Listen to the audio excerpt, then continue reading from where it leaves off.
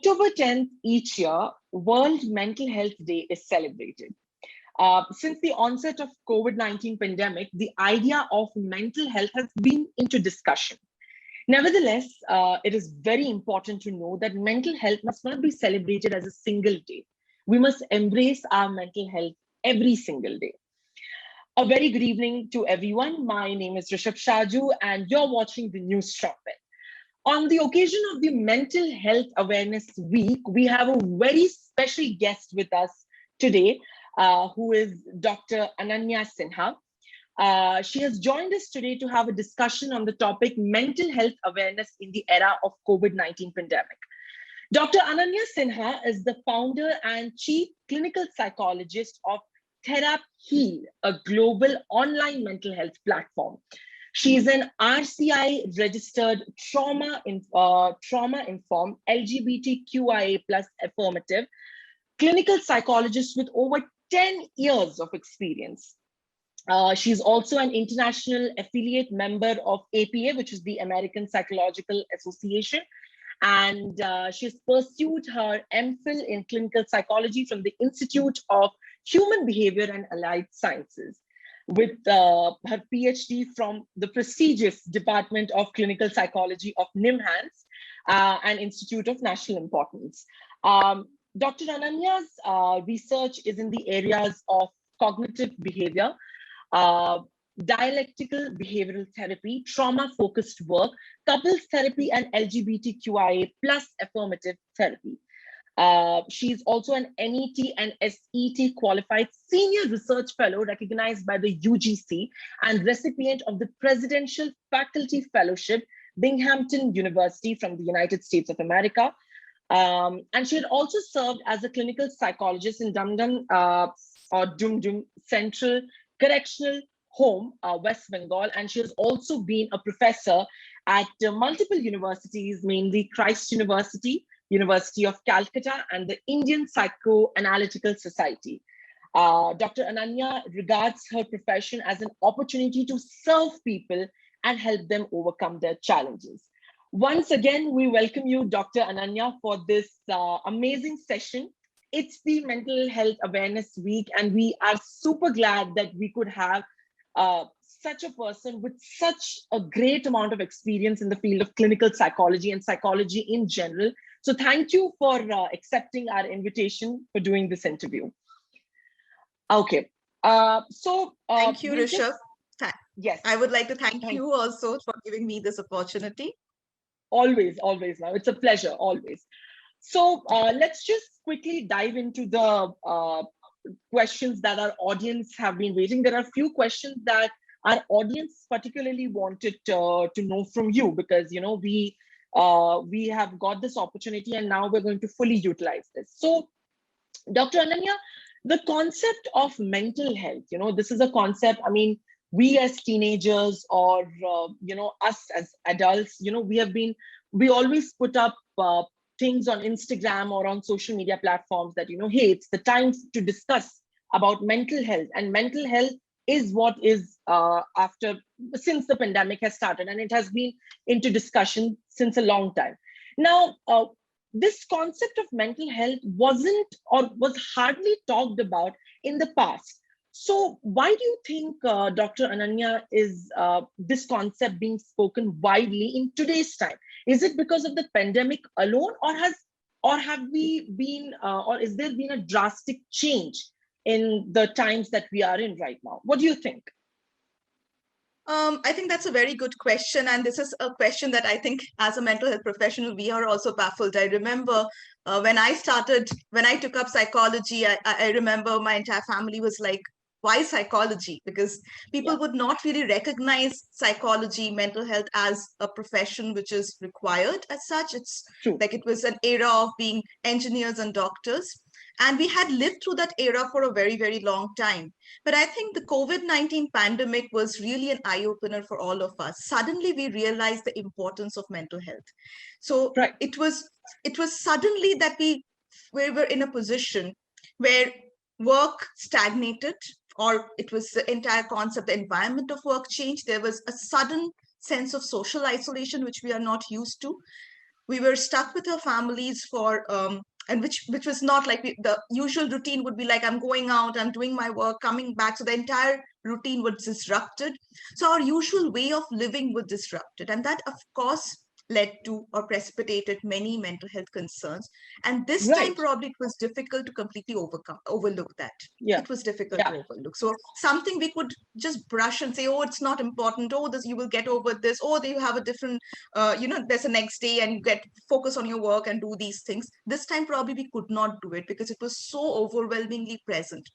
And Right. then came this huge shift of mental health accessibility.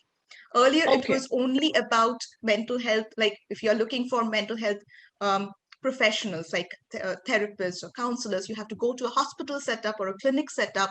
Yeah. But with COVID-19, when we realized that the mental health issues are rising so much, we also felt the need for mental health to be accessible to people. And True. then online mental health really took off. Now that mental health help was so much easily available and people started recognizing it and they could not overlook it any further. I think that is what created the buzz. And I'm really glad at certain levels that people started recognizing it. It was long ago. Yeah. It was required. And when I was reading about this, the very theme of World Mental Health Awareness Day of 2021 is mental health in an unequal world. So there we are discussing about how there is still a lack of accessibility of people to actually go and seek help. And specifically if we talk about the Indian society, it is still a taboo. I mean, coming from a psychology background as well, because I'm pursuing psychology as well, as you said, even if you take up this subject, there's always a question that is put up on you. There's always this question that, hey, is this profession actually going to pay you well? Oh, so, you're a psychologist, so you can read the minds of people. Fine. So, there's always this innate, what do you call it? I could say stupidity in a way that people actually start associating psychology with only someone who can read minds, So now that we have started this discussion about mental health, so if I would ask you, what is mental health according to you, or what is mental well-being according to you? How would you define it? I think mental well-being, I'm not going into typical definitions of mental well-being. To me, it is a very holistic sense of well-being. So it includes your physical, emotional state of well-being, your social well-being, the fact that you're being able to be productive, you're being able to connect to people. So the socio-occupational functioning is intact. So mental well-being probably is a state where you are physically, emotionally functioning adequately. You are being able to connect to people. You are being able to be productive. You are being able to work towards maximizing your potential. You are being able to function in an adequate manner, and that functionality differs from person to person. Like that's why I said I would not limit it to definitions per se, but the fact that I am being able to function according to my potential in all the different areas, like social, occupational, in like personal, professional, everywhere. If I'm being able to function according to my potential, probably that is a state of mental well-being. Yeah, and as we know, now that you have explained it to us, it's actually an interconnection. It's no one particular concept that is, okay, this is mental health. No, it's a combination of factors, as you said, emotional, occupational, psychosocial, social, environmental. There's a lot of things that affect one's mental health. Now, the pandemic started. I just want to add. Yes, please, ma'am. Just one thing, Rishabh, if I may add to that. Whenever we speak of mental well-being, it is often associated with absence of a mental health disorder or a diagnosis. I want to reiterate the fact that mental well-being is not that there is no disorder or diagnosis. That's a different thing. Just like physical well-being is important, and it is like a sense of maintaining a particular level of physical functionality. Mental well-being is like that. It is not that, okay, I'm not depressed, so I'm fine, or I'm not anxious, so I don't have any kind of mental health diagnosis. So we often use it interchangeably, but I think it's time that we start differentiating the two, and accordingly start seeing mental health. in that light. As a Sorry, separate, entity. No problem. That's completely fine. It's okay. No, and you're right. It's important to see these two terms as two different entities instead of just a single concept. Now, as I was telling you that the pandemic started somewhere in the late 2019, we started having a few cases in China, and then since 2020, it was just in a full-blown pace. Now, with the pandemic came the never-ending lockdowns, as we thought. Now we are in a state where slowly the lockdowns have been removed, the restrictions have been eased. Now, we have had a lot of people talk about this concept of mental health, but there has always been this confusion, and there still is this confusion about how and why mental health was compromised, especially during the pandemic. What were the contributing factors? Is it because we were in the four walls of our house, or what were the reasons why mental health was in totality compromised during the pandemic, especially? What do you think? Right. So in this case, I would also like to highlight the biopsychosocial model a bit. So whenever our mental well-being is very much related to biological factors and psychological factors and social factors. So what I would like to highlight here is the environment, and the psychosocial aspect is very important to your sense of well-being. What changed during the pandemic, and without any kind of, like, we did not know that this is coming. So there was nothing, like, we were prepared. Without any preparation, suddenly the entire psychosocial environment changed for us. Our way of living changed. And along with that, there were economic crises. So suddenly people lost their job. The known world changed. People could not see their loved ones. They were concerned. And along with that, one is the fear of loss. Second is the fear of yourself having the illness. So this illness anxiety is there. And also grief. People were in real time losing a lot of their loved ones. And if you remember, in the initial period of lockdown, like the first 2020 initial time, people even did not have the opportunity to see their loved ones one last time. Suddenly this entire existence, like, I am here today, tomorrow, I don't know whether I will be here, and I might not be able to see my loved ones one last time. Everybody was staying in that chronic state of anxiety, and anything can happen. So we know that this chronicity of a particular stressor, that has an impact on your well-being. So the fact that it was not going, we did not see an end. It was rather getting worse. And the moment we felt that, okay, one thing is getting over, the second wave came back with even more force. So it got even further worse. So we were not at all prepared. So we were being bombarded with things which we were not prepared for. And evolutionarily, we are not prepared for these kind of pandemic situations, right? We are more prepared for, okay, we get up in the morning, get ready, go to office, do our work, come back, watch Netflix, go to sleep. Suddenly the entire life changed. And the stress was also at a very, even for people who were staying under in the four walls, for them the stress was also like maintaining their household, maintaining their office work, taking care of their children, everything, the structure was changed. That is too much of stress suddenly. And there was isolation. You are not connecting, you're not being able to go out. Like the number of cases of domestic violence that we saw during that period, and that was huge. It just shot up because you're stuck and you can't go out. So we all thrive through hope, and suddenly that hope was being questioned. The escape route was being questioned, and that probably brought us to that point that we are stuck.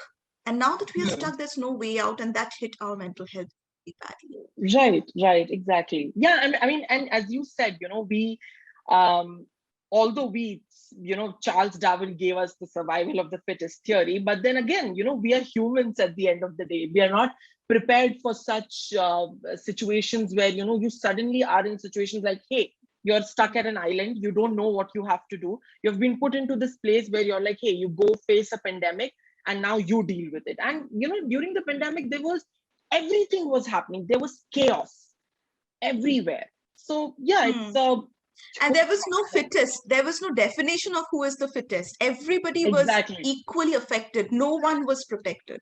So there was no Exactly. And survival. We did yeah. not know how to survive. True, exactly. And I remember there was how there were initially when there were shortages of masks, there were shortages of hand sanitizers. Then we went to shortages of beds, and how the problem kept escalating. There was no standstill. And amidst this, when people were facing mental health issues, there were different sections of people who were actually facing it. So, was there any particular section of people, Dr. Ananya, who were more affected by these mental issue or mental health disorders amidst the pandemic, or was it same for everyone? I would say based on age and socioeconomic status. So the challenges were very different based on the socioeconomic status. People belonging to the low socioeconomic status, their basics, it was a struggle for survival actually. Basic needs, if you follow the Maslow's hierarchy of need, the basic physiological needs also, physiological and safety needs, those were those needs were unmet. So their challenges like daily wages, just like if you remember the picture at that time of migrant workers moving from one state to another. So for them, it was like surviving. And that surviving was so uncertain, and they did not know how to feel safe, where to get their basic food. So their challenges were, of course, very different.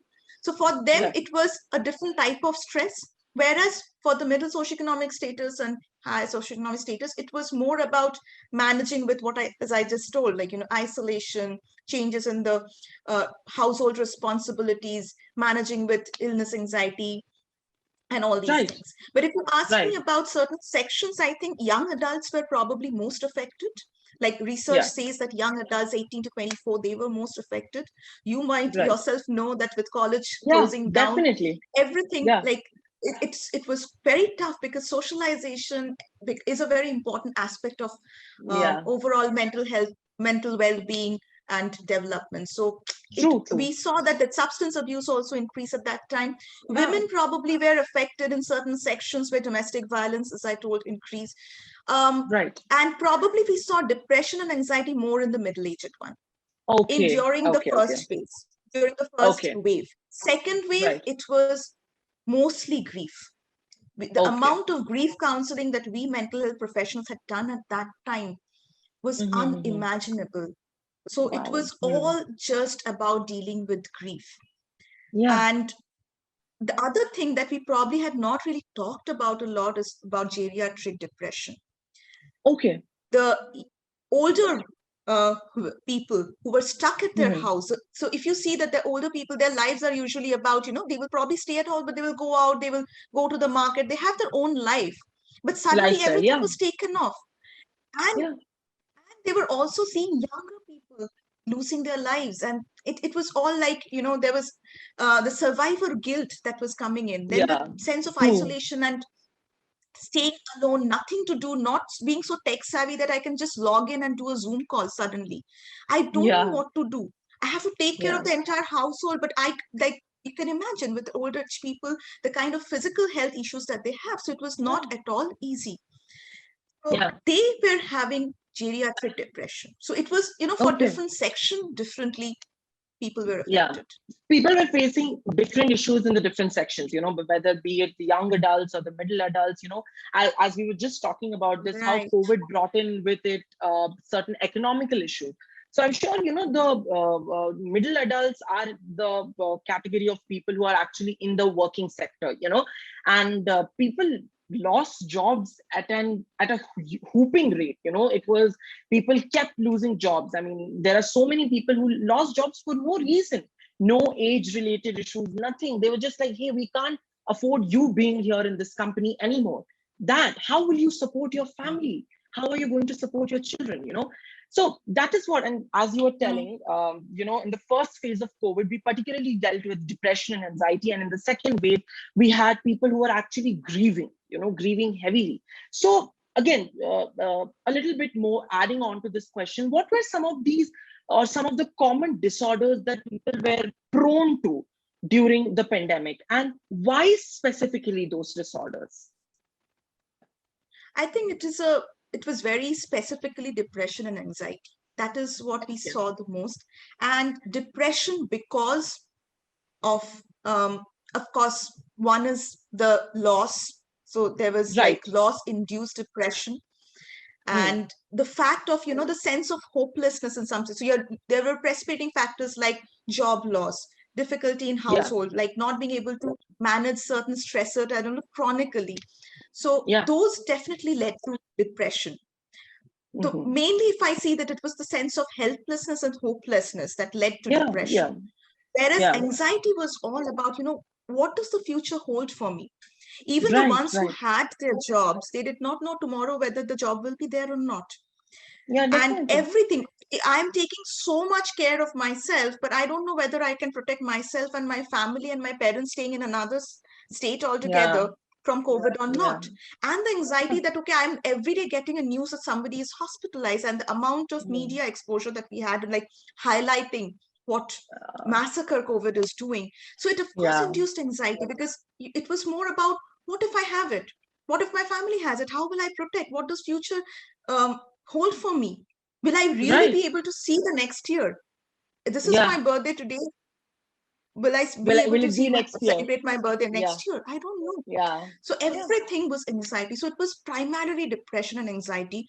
But again, I won't not really going into grief, because there are of course diagnoses, but there was significant grief reactions, significant, because of the suddenness of the loss. People were not prepared.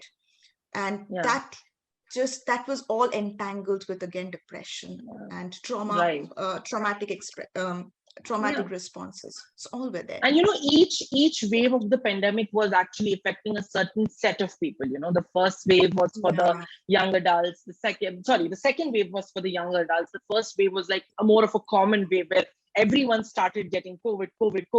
And then with the second wave, I think the second wave was the one where we were like, oh my God, this is real. This thing is actually happening. People are actually dying. People, and by dying, sorry, trigger warning here for everyone who's watching this, dying at enormous rates.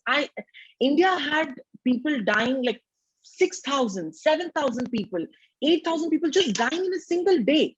And COVID cases, 4 lakh, 3.5 lakh, and everywhere around the world, it was this huge, everyone shared COVID anxiety, everyone. And, certain people who didn't have COVID, I have had a lot of friends, family members, who would either have a normal cough or cold, and they would be like, oh my God, this is it. They would immediately just become down and be like, I can't do this anymore. I have COVID.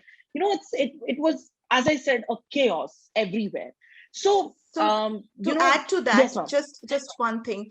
Please do. It also led to, that existential anxiety, that what am I living for?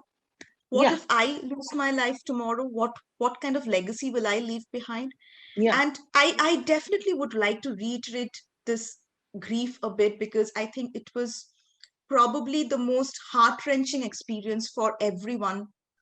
I'm sure whoever is people in the audience, they probably had heard or experienced loss at some level. And I think what made this particular grief so difficult was because it was people were not prepared. Second, the people did not get a time to really say a proper goodbye. And third, it changed the entire sense of reality. Like, this is what life is. I thought tomorrow I will wake up and I will probably have breakfast with this. I will cook something, let's say I will make paratha and I'll do this. And suddenly the entire belief about my immediate world changed. So this made it so impacting that processing grief, we all have different stages of going through grief. But this particular grief, the acceptance part only was so difficult because of the suddenness, and because and the entire process of processing grief, the stages were all upturned because people were just struggling to understand, okay, this really happened. Because when there is any kind of loss in the family, you not only lose the person, the entire structure, what the person means to you is not only about he or she as that individual, but it also represents a particular relationship with a need. Everything is suddenly gone, and that void is very, very difficult to accept. So Right. bidding the goodbye, you keep on bargaining. So there are different stages of grief, right? There's Yeah. denial, anger, bargaining, depression, and acceptance. So you are Yeah. stuck at bargaining. You just won't want to believe that this has happened. And probably Yeah. everyone was at that level, that either in True. denial or bargaining. So when we are talking about COVID related thing, I think we cannot go ahead without accepting that the kind of grief that COVID induced was very different. And I think we still all are reeling under it. Yeah, we are. And I mean, as you said, the suddenness and the intensity with which this came, and the fact that people were actually not being able to come out of the whole thing. And they're like, I didn't expect. I mean, we've had well-known personalities like, you might have seen or heard about Sonu Sood helping a lot of people, children who lost both their parents. I have interviewed such people who have been actually helping, but what are those children going to do without their parents? How is their life going to look like in the future? Who is going to give them the basic values, the necessities, or the home environment that they always dreamt of? We always have these big desires in life that, we're going to do this thing, that thing. I want to go to America. I want to do this. I want to meet new people.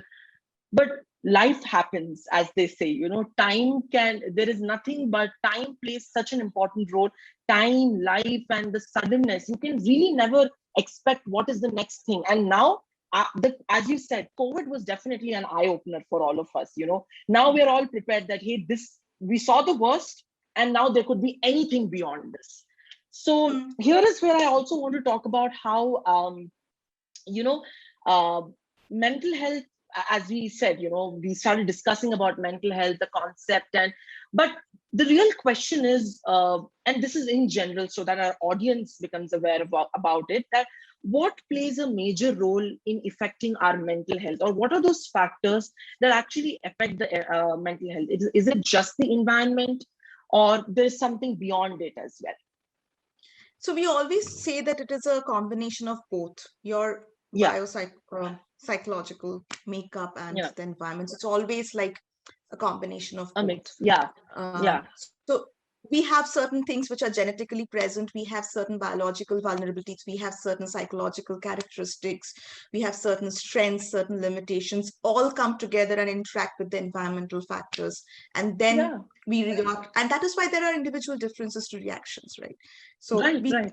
The way we are coping, the way we are responding, some are coming out as resilient, some are taking more time to process the thing, some are withdrawing. So everything is always an interaction. So it's very difficult to really pinpoint what are the factors. It's always a conglomeration of factors, and it differs from person to person. How much, like for some, it might be like I might have certain things in my, let's say, biological or genetic vulnerability, which the other person might not have. And accordingly, the response pattern might change. Right. And, here, I mean, we have looked into an era of, now we call it the COVID era. And with COVID era came in a lot of people who actually, took up initiatives to actually come and help out people, who are actually in need. And one such initiative is TherapHeal, something that you launched recently, a few days ago, I think 3 days ago, when we had the World Mental Health Awareness Day. TherapHeal made its launch, and we're more than happy to have such an organization that looks into such important aspects. And when I was going through the website, I saw people can actually access so many different types of therapy, group therapy, martial therapy, there are assessment tests. And I also read this on the website that you have dedicated TherapHeal to your grandparents, because, they were kind, they were extremely helpful and ethical, because they inspired you to be all of this. So can you tell us a little bit about how you started TherapHeal, and what is this organization aiming to do, and how is TherapHeal actually different from the other mental health organization that we have in the COVID era? Right. So, of course, this is like you've probably read from the description, and that I've dedicated to my grandparents. So I think it is something very, very close to my heart. It probably started from a point I was teaching at university, and that was also the time the second wave was significantly there, and I was significantly affected by the amount of loss around and how people needed mental health support. The reason why I dedicated it to my grandparents is, for me, probably the loss of my two grandfathers, my maternal and paternal grandfather and my paternal grandmother. That had a very significant impact. So things which had happened like 18, 20 years back, and I still get teary-eyed when I talk about it. So I always kept on thinking the amount of support people might be needing at this time. So that was probably the push. And that also made me question that, is mental health like a platform where trained, licensed individuals are there? Is it accessible easily? And honestly, I could not really find a lot of platforms which has trained, licensed mental health professionals. Right. And so, of course, that was the first push where I felt that there needs to be a place where you can quickly go, and it needs to be global, because there were people contacting us from the US, from Australia, from Germany, like all across the world. So it has to be something which is accessible. And I myself, like my area of interest is ethical psychotherapy, and competent, ethical, inclusive, compassionate care is something I personally abide by, and I want to see these values reflecting through the TherapHeal platform. So we are a group. Right now, it is like it's growing. We are having all, like the main idea is that all of them are excellent therapists, and they are all competent. They're all licensed. They're trained in this. They are like more than a decade of experience. So we have all come together to make mental health intervention and therapy accessible to you. So if you need help, we are there. We are easily accessible, and we stand for compassionate care, which also reflects professional integrity. So it's a very, very close project. Have a look of your website right now. Is it possible to just have a small look? Yes, of course. Yes, of course. It would help our viewers a lot. Yeah, I would love to. So is my screen visible? Yes, it is. Yeah, now it is. Yeah. So this is basically TherapHeal. So we are following. We believe that what is planted in each person's soul will sprout. We believe that all of us are self-actualizing individuals. We just need a ground to grow. And these are the kind of services we are providing. We have individual therapy, marital and couple therapy, family therapy, group therapy. We also are going to do some corporate services. We very strongly felt the need to do school and college programs, because I had myself taught at universities, and I know how much mental health needs are there among students. So we will be running school and college programs. Assessment will be there. And the grief support group is something I think very unique to TherapHeal, where we would like to run some support groups only to address grief. So this is the team right now. This is amazing. Me. And these are the other team members, all excellent therapists on board. Wow. So these are some of the things we had done earlier. So if you are willing to reach out to us, this is our website name is therapheal.in. So I don't know whether you can see it. It is TherapHeal.in. And this is also, you can email or contact us, or you can directly book an appointment. Here you can just click and book an appointment. So this is what our dream is. It's, again, we have just planted the seed, and there is still a long way to go. But I really want this to be an accessible platform for trained licensed individuals, being easily accessible for anywhere across the world, anyone across the world, so that if you ever need any kind of mental health intervention, treatment, therapy, you should not be thinking, okay, now I have to go to the hospital and I have to book it, and I can't do, because it's just a click away. That's what the dream. Amazing. And it's extremely, it's so what do you say, easy to actually book an appointment and actually go and avail the services. And you have so many different kinds of services. It's not just restricted to therapy alone, it's just, as you said, you are going to have some corporate services, grief support groups, school and college programs is something that is extremely important in today's time, because, a lot of school and college going students were affected by COVID and, by the whole pandemic. And here is where I also want to ask one more question is, when does an individual actually realize that, he or she has become vulnerable? Or in other words, if I would want to say that, so when should a person ideally seek help if they find their mental health to be deteriorating? When is the right time, you would say? Right. So I would actually, I have two approaches to this. One, I think we don't need to wait for things to worsen.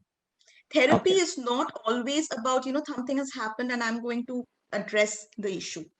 It is also something, it can be a preventative approach also. You can work towards yourself. It is one step you are taking for your own self-care and self-development. So I Right. think the notion that therapy is only when you're having some issue probably needs to change. It can be about exploring yourself and ensuring how you can Mhm. maximize your potential. Right, And the right. other part is basically when your socio-occupational functioning gets affected, when there is a constant Mhm. distress and you're seeing that there is a significant decline, like, okay, things were like this, there's a pre-morbid functioning, and suddenly let's say my basic physiological functioning is affected. So I'm not being able to eat properly, or my sleep is disturbed, or I'm not feeling like socializing, my interest has declined. So something which is different from your pre-morbid functioning. That is a time Mhm. to a mental health professional, and sometimes an assessment and a basic intake interview will help you understand whether you need therapy or not. Right, So there's a exactly. lot of stigma associated with therapy, like, oh, and like, should I go or shouldn't I go? My suggestion would be just go talk to a mental health professional and see whether you will be helped or not. The professional will be able to help you, sort of handhold you through the entire process. Right, right. And here is where, because we're almost nearing to the end of this interview, but we always look at the, we are in a world where COVID has affected us. We're dealing with the crisis. We are still in the crisis. We are, slowly taking baby steps towards recovery. There's still a lot of problems and issues in the world, and people still are, sometimes not ready to face therapy, or they consider themselves that, hey, if I seek therapy, there'll be people around me who are going to make fun of me. There's always this taboo of taking therapy as well. So other than therapy, Dr. Ananya, being the founder of TherapHeal as well, what are some of the tips and tricks that you would like to suggest to our audience to actually keep themselves healthy mentally in such testing times? And what are some of the habits that we as individuals can inculcate in our daily routine so that our condition does not worsen, or at least we have a stable well-being? What do you think? Yeah, so I would probably borrow some concepts from the positive psychology, which is given by Martin Seligman. He's the father of positive psychology. So he puts forward Yeah. something called as a PERMA model, which is an Okay. acronym. So PERMA is basically PERMA. Each stands for Okay. something. So P Okay. stands for positive emotion, E for Okay. engagement, R for relationship, M for meaning, and A for accomplishment. Now, Okay. what it says is that if you really want to be in a state of like enhance your mental well-being, all these areas should be equally addressed. So P Okay. is positive emotion. So we should not depend on the environment to induce positive emotions in us. We should rather take the responsibility to do things which actually inculcates positive emotions in us. So Right. let's say doing Right. an exercise or doing something, spending time with your family or listening to music or just resting, anything, or giving, sharing things with Yeah. others, taking care of others, anything that you think gives Yeah. inculcates some kind of positive emotion, increase that. Right. Do it Right. deliberately. Okay. Don't wait for the Okay. environment to do it for you. E is called engagement. Engagement is basically where you're engaged in some activity. But what it says is Okay. that also have one activity which takes you to a state of flow. Now, flow is a Okay. state where it's almost engaging in something to the extent that you're forgetting the entire world. Right. So it's very important that at times we have that kind of experience. For example, I'm listening to some music and I've forgotten what is happening around. Or some Yeah. people are so engrossed in their work that they have just forgotten this entire thing of what is happening around. I can tell you, when I was launching this website, I was like awake for almost 2 3 days altogether, and I was in a state of flow because I knew that I'm feeling that sense that it doesn't matter, I just need to get this done. I'm feeling so happy and contented and satisfied into it. So Right. we all Right. need that kind of engagement, which probably takes us to the state of flow. Then Mm-hmm. R is relationship, where it is very important that we are all social beings. COVID has taught us very clearly that we are social beings. We cannot survive in isolation. So all the Zoom Yeah. meetings and all these things today that we are talking over Zoom is probably because of COVID-19, right? Because we Yeah. realize the need that we need to be connected. So do it. Take, like, just pick up the call and ask people how they are doing. Be connected with people. Relationships are what is an integral part of your identity and existence. Okay. So cater Mm-hmm. to that. M is meaning, where we all need a meaningful life. We need some kind of purpose, and purpose and meaning need not be heavy words which we are like running after, like, okay, this is what it is.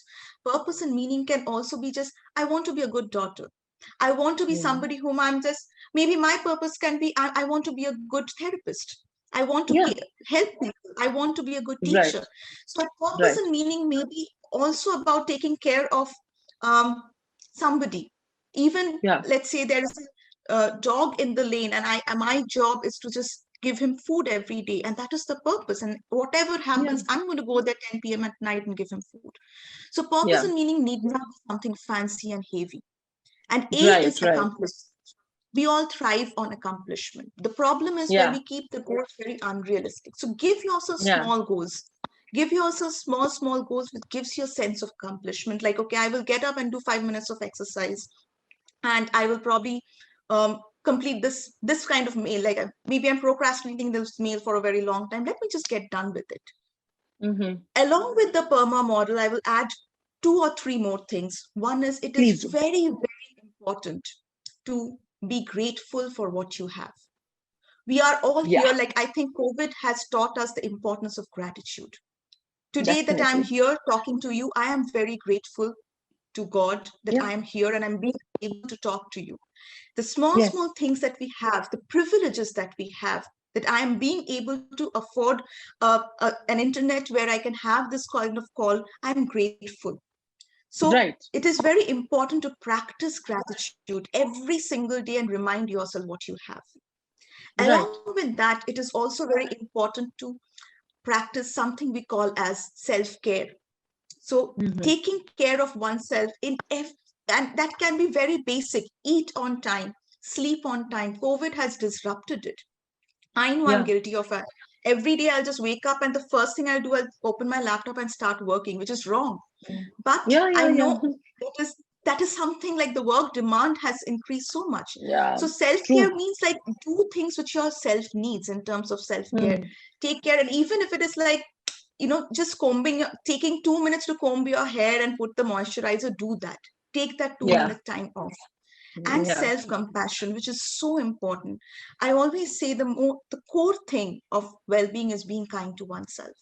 We have Right. to be kind. We have to be kind. We cannot always be that. We cannot always operate based on that critical voice in our head saying, you have to Yeah. do it. Why didn't you complete it? Why was this thing not done? Why are you not earning this much? What will happen to your this thing? No, it's probably time that we say that it's okay. It's okay Yeah. not to do True. things. It's okay to Yeah. slow down. It's okay. So Yeah. just be kind to oneself. Right, right. And this is a very important message that I'm so glad, Dr. Nanya, you actually gave it to our viewers, that, especially about the PERMA model and how, being grateful is very important in today's time. We take a lot of things for granted, first thing.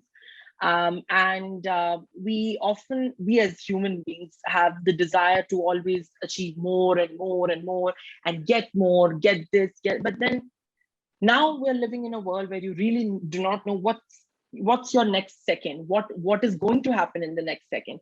Being grateful is extremely important, and something, because which I really wanted you to talk about, was a little bit about students, students have been plugged onto their mobile phones, their laptops, they're all on social media, making reels, and we are all facing, we as students, we are going through a lot as well.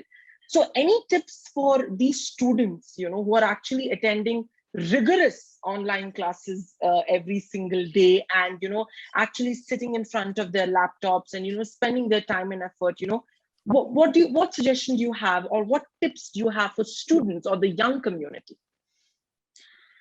I think the first thing, you probably already answered your question, which says, the huge amount of screen time, the Yeah. dependence. So it is basically, it gives us a serotonin rush when I'm in that space. Many people say that, just mindless scrolling or watching something where I don't have to engage a lot, that gives me a sense of escape. And I'm just like, Right. something is going on, I'm getting some kind of passive pleasure out of it. But I would say that this is an unreal world. Yeah. COVID is actually making you feel that this is reality, but this is not where we thrive. Again, True. as human beings, evolutionary, this is not the space where we thrive. We need real connection. So Yeah. have a time where you have no mobile time. Make it a point that you just keep your phone away when you're going to sleep. Just don't take your phone and just keep scrolling till 3 a.m. at night. Don't do that. Yeah. Yeah. So if you can just have very specific time, like if you're staying at home, it's a privilege, right? You're being able to stay at home with your Yeah. parents.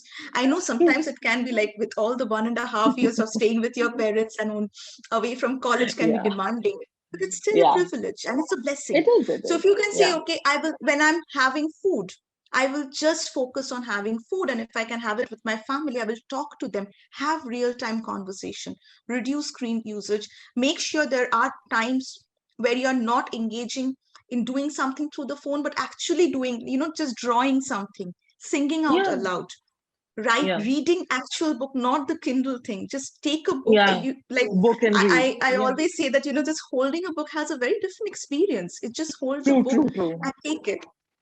That Yeah. those real time things are very, very important, because you Mm. are already bombarded. The connections are not there. We are lucky we are being able to conduct online classes and we are being able to Yeah. continue education, but Yeah. at the same time, it is not helping in the emotional and social development a lot. It is probably giving us Yeah. the knowledge and the sense of continuity. So Right. have Totally.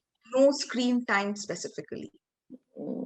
Social detox or social media detox, as we say, that is very important in today's Yes, time. yes, yes, that's the term. Yes. Yeah. And here is where I would actually want to ask you that one final message that you would like to give our viewers, our audience, something about mental health, about COVID, about being positive with renewed energy. What are your concluding remarks, Dr. Ananya? Yeah. I think the only thing that I would like to highlight is it's high time we start accepting the importance of mental health. We start recognizing mental health. It is high time. It's already much, much late. I still have people who say that, it's okay, it will pass. We had done it. It's just like, get up, get going. It's time that we realize that it is not something that you can just get up and get going. There is a biological aspect. There are neurotransmitters and hormones and so many other things, your genes and your environment, psychological makeup, everything coming into play. So the only strong message that I want to tell people is, let's break the stigma. And when Yes. the WHO thing, like, mental health in an unequal world, I think the inequality is not always about the social structure. Yes, it is there. That is something that starkly is present. We know that there are difficulties, people reaching out and accessing mental health.